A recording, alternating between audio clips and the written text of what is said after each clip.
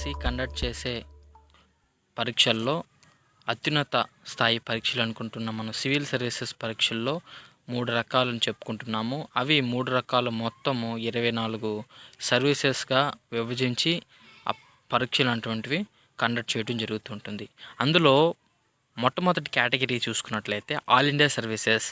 All India సర్వీసెస్లో Indian administrative service IAS, అలాగే Indian police service IPS, అలాగే Indian forest services IFS, ఈ 3 services అనేటువంటివి ఆల్ ఇండియా సర్వీసెస్ కిందకి వస్తాయి. యూపీఎస్సీ ప్రతి ఇయర్ కండక్ట్ చేసే పరీక్షల్లో ఈ 3 నుంచి ఉద్యోగాల భర్తీని ఆహ్వానిస్తూ ఉంటుంది. And next group A services అనమాట. గ్రూప్ ఏ సర్వీసెస్ దాదాపు 16 రకాల పోస్టులు అనేటువంటివి ఉన్నాయి. Indian foreign services, Indian audit and account services, Indian civil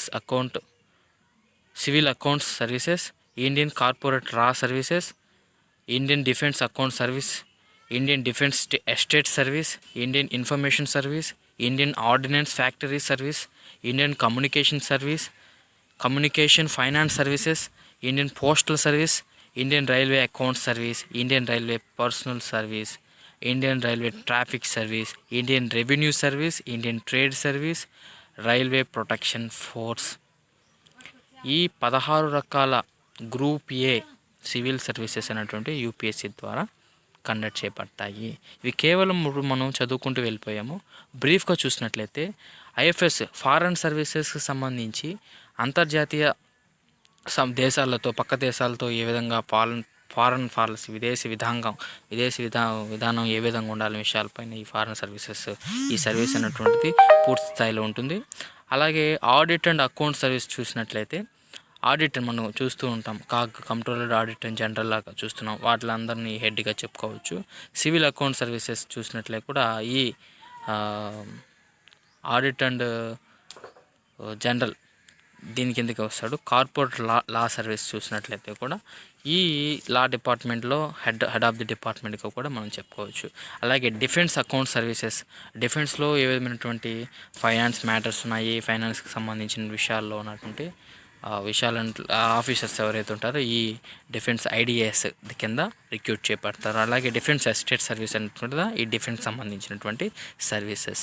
అలాగే ఇండియన్ ఇన్ఫర్మేషన్ సర్వీస్ కింద వచ్చేసరికి మనం చూస్తుంటాం భారతదేశ గవర్నమెంట్ అయినటువంటిది ఆల్ ఇండియా రేడియో, అలాగే డిడి న్యూస్, అట్లాంటివి మిగిలినటువంటి న్యూస్ ఛానల్స్, పిఐబి, ఇట్లాంటి వీటిల ద్వారా ఇన్ఫర్మేషన్ ఇస్తూ ఉంటుంది. దీని కిందకి తీసుకొస్తుంటారు అన్నమాట. అట్లనే అలాగే ఇండియన్ ఆర్డినెన్స్ ఫ్యాక్టరీ సర్వీసెస్ సంబంధించి ఫ్యాక్టరీస్లో ఉన్నటువంటి ముఖ్యమైన గ్రూప్ ఏ సర్వీసెస్ అన్నీ దీని కిందకి తీసుకోబడతాయి, ఐఓఎఫ్ఎస్ కిందకి.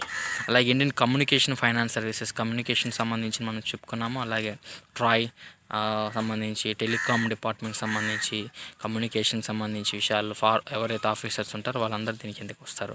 అలాగే ఇండియన్ పోస్టల్ సర్వీస్ మనం చూసుకుంటున్నాం, తపాలా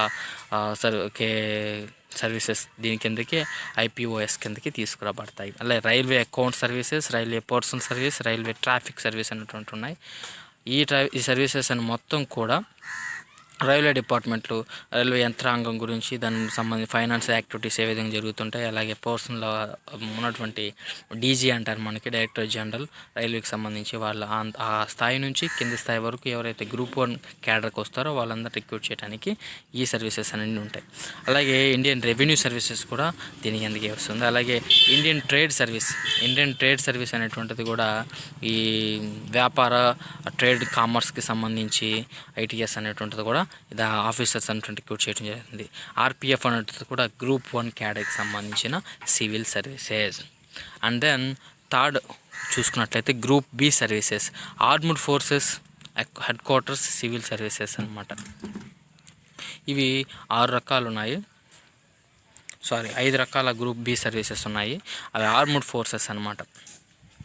ఆర్మ్డ్ ఫోర్సెస్ అంటే మనం అనుకుంటా ఉన్నాం నేవీ, ఆర్మీ, ఎయిర్ ఫోర్స్ అనమాట. దీని కిందకు వచ్చిన వాళ్ళంతా గ్రూప్ బి సర్వీస్కి వస్తారు. అలాగే డానిక్స్ అన్నది దీని కిందకు వచ్చేసరికి Delhi, Andaman Nicobar islands civil services. ఈ ఢిల్లీలో అండమాన్ నికోబార్ ఐలాండ్స్లో ఉన్నటువంటి వాళ్ళు civil services group B category కిందకి వస్తారు. అలాగే ఢిల్లీ, అండమాన్ నికోబార్, లక్షద్వీప్ దీని కిందకి వస్తే పోలీస్ సర్వీసెస్ కిందకు వస్తారనమాట. అలాగే పాండిచ్చేరి సివిల్ సర్వీస్ డిఫరెంట్, అలాగే పాండిచ్చేరి పోలీస్ సర్వీసెస్ అనేటువంటిది కూడా డిఫరెంట్.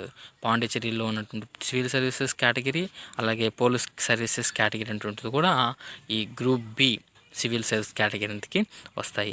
ఇవి ఫ్రెండ్స్